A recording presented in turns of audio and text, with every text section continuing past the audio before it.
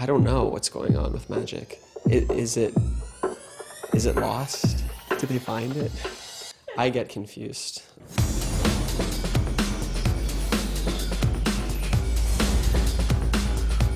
Got a theory about you, Stead.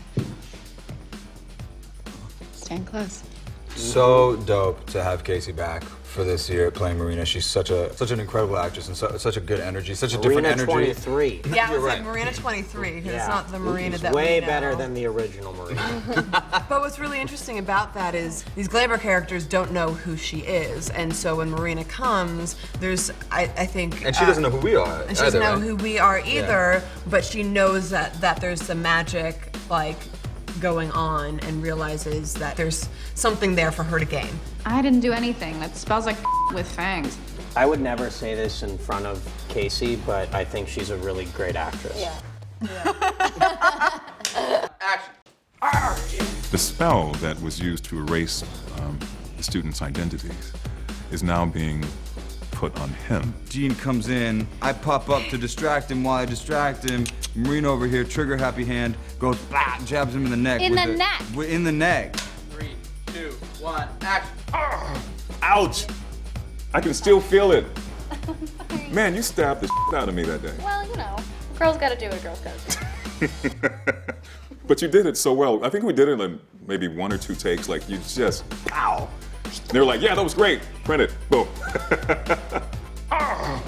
You do like the massive, ultimate power move on Dane Fogg. Yeah. And like achieving that technically was kind of a trip too. There was like, I had to stop just short of actually stabbing you. It was like right here. Yeah, it was right in this like side back of your neck. Yeah. I just stopped just short, which was like a great exercise in do not mess this up. And then I had to freeze, and we had to swap out. Oh, we did the cowboy switch. Yeah, that, something with an right. actual thingy Like on a syringe, it. yeah. Yeah. It was all very.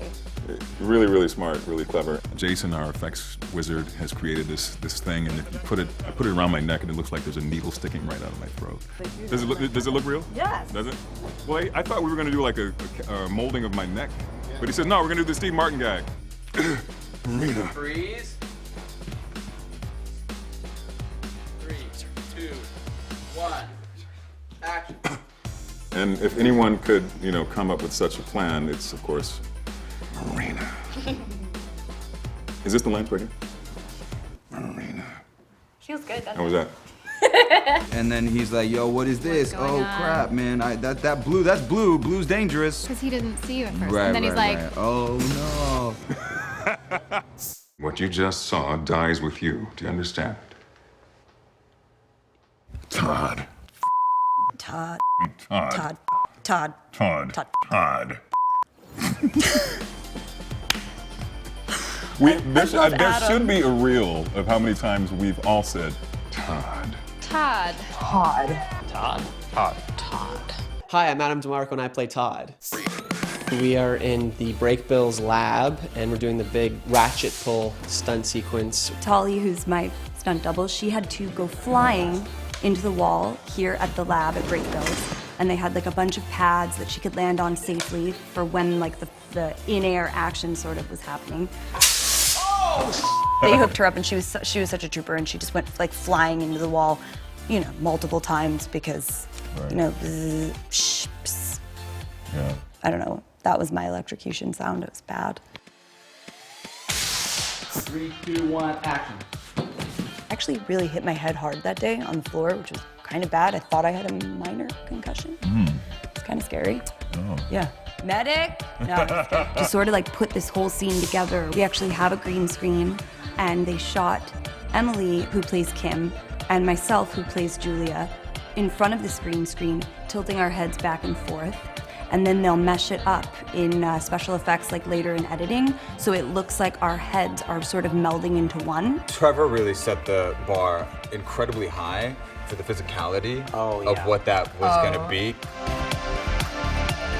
Can you show us right now? Oh, that requires so much prep, and it's a really long process. To get de-glammed, one must, zone out in a meditative way. And in the episode, I leave it all in the episode. honestly, it was a challenging thing to do because there were a lot of layers and they were shooting in different like lens speeds, and it was really interesting and intricate. And I found that there was a moment, and took so much energy to like shake and to convulse and to scream, and it was actually really intense. It was meant to be an incredibly taxing experience for us to. I wish I had gotten this note. Quentin, you're back. Last we saw Quentin, he was becoming pretty capable, and he was like becoming his own person, and was like willing to sacrifice himself for the greater good of everyone else, and was in sort of a problem-solving mode, and so I think when he wakes up again, he's met with Elliot with his hand in a guy's chest. Very quickly tries to do some magic to try and make that stop happening, but then realizes that there's no real like magic left, and then it becomes pretty clear that like this is not Elliot, it's this other thing. Go in the woods, get a pig. Excuse me? A wild pig, the younger the better. We also had a pig. We worked with a pig, a baby pig named baby Ethel, pig. and she was very responsible and prepared.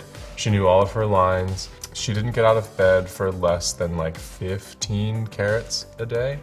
Yeah, but I had a great rapport with her the whole day. She really took to me, and Did someone adopt the pig? Slit his belly open, please. Entrails on the altar. I even like kissed her once. On the snoot? On the snoot. Snoot kissing. What does a piggy snoot feel like on your lips? Like human lips. Human lips. Wet? Like just dripping. Drippingly wet. I feel uncomfortable now. You brought it up. I did bring it up. But I wanted to know more. You did.